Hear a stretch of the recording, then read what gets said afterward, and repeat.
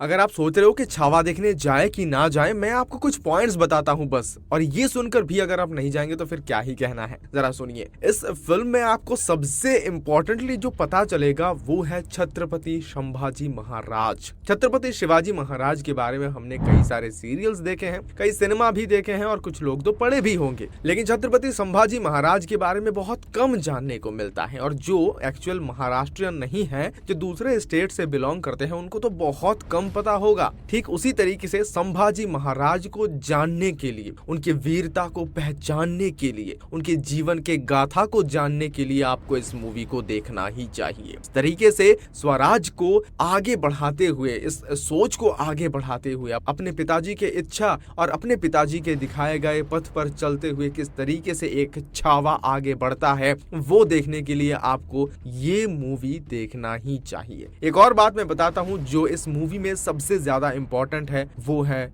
विक्की कौशल की एक्टिंग। छत्रपति संभाजी महाराज के किरदार जिसके जिम्मे पे है वो है विक्की कौशल। इससे पहले हमने उनकी काफी सारे फिल्मों को देखकर इम्प्रेस हुए हैं। उरी, मसान, सम बहादुर, ऐसे कई सारे फिल्म, कुछ कॉमेडी भी है, उनको अगर मैं हटा भी दूं तो एक ऐसा मटेरियल है विक्की कौशल जिसे आप इग्नोर कर ही नहीं सकते हैं। भाई, जान डालना जो शब्दों में लिखा जाता है वो करके दिखाया है विक्की कौशल। जो गुस्सा आता है दुश्मन को लेकर, जो गुस्सा आता है अपने पिताजी के हत्या के बाद वो बदला लेने का, वो यहाँ पर दिखाया है। वो गुस्सा है कि स्वराज को बसने नहीं दिया जा रहा है, स्वराज को बनने नहीं दिया जा रहा है, उसमें बाधा डाला जा रहा है, वो गुस्सा यहाँ पर दिखाया है। लड़ाई के वक्त जी जान लगाकर चिल्लाना, छाती पर तीर घुस जाता है तब भी चिल्लाना, या फिर आप कह सकते हैं उनके खूंखार से जब उनके आंख निकाला गया, जीभ निकाला गया, नाखून को निकाल दिया गया, तब के तब जो गुस्सा हमने सुना है वो देखने के लिए आपको मूवी के थिएटर की ओर जाना ही चाहिए। भाई, शेर का दहाड़ क्या सुने हैं आप, एक बार जरा विक्की का दहाड़ सुनिए।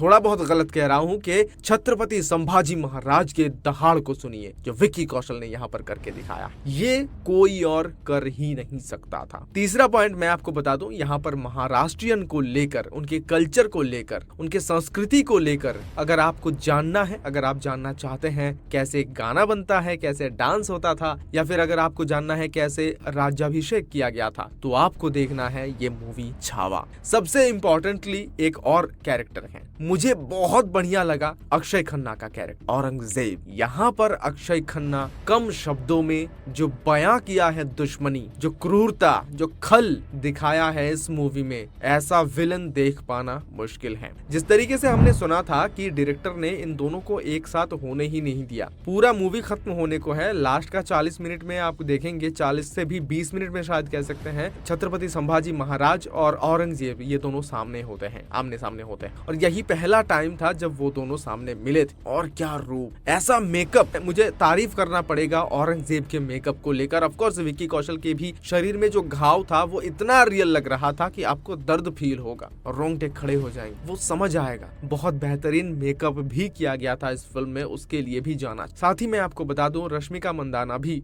यशोबाई जी के किरदार को उन्होंने बहुत बेहतरीन तरीके से निभाए हैं। अपने पति के प्रति, मराठा के प्रति जो विश्वास उन्होंने रखा है, अपने विश्वासघात करने वाले भाई के प्रति जो गुस्सा दिखाया है, वो कहीं ना कहीं बहुत अमेजिंग। अपने पति के जाने के बाद जब सिंहासन में छत्रपति संभाजी महाराज के भाई को जब बिठाते हैं, तो वो साहस दिखा पाना भी कहीं ना कहीं मुझे लगता है रश्मिका के किरदार का एक हिम्मत है, और वो उन्होंने काफी बेहतरीन निभाया है। तो ये सब कुछ आपको देखने को मिलेगा इस मूवी में। नेगेटिव पॉइंट की अगर मैं बात कर लूं तो यहाँ पर सबसे बड़ा नेगेटिव पॉइंट मुझे जो लगा है वो है इस मूवी का कटिंग और इस मूवी का डायरेक्शन, या फिर आप कह सकते हैं किसी भी कैरेक्टर को बिल्डअप ना कर पाने का जो क्षमता होना चाहिए वो यहाँ पर बिल्कुल भी नहीं है, वो कर ही नहीं पाए किसी भी कैरेक्टर को। छत्रपति संभाजी महाराज की किरदार के अलावा और कोई भी कैरेक्टर आपके साथ कनेक्ट नहीं हुआ है। तो ये कुछ पॉइंट्स था, इस मूवी को देखने जाना है या नहीं वो आपके ऊपर डिपेंड करता है। वीडियो कैसा लगा आप कमेंट करके जरूर बताइए, और ऐसे वीडियो देखते रहने के लिए हमारे चैनल, हमारे पेज इंडिया 360 को सब्सक्राइब और फॉलो जरूर करें। मैं हूं शुभम, मिलूंगा बहुत जल्द ऐसे एक और वीडियो में, तब तक के लिए मुझे विदाई दीजिए, धन्यवाद।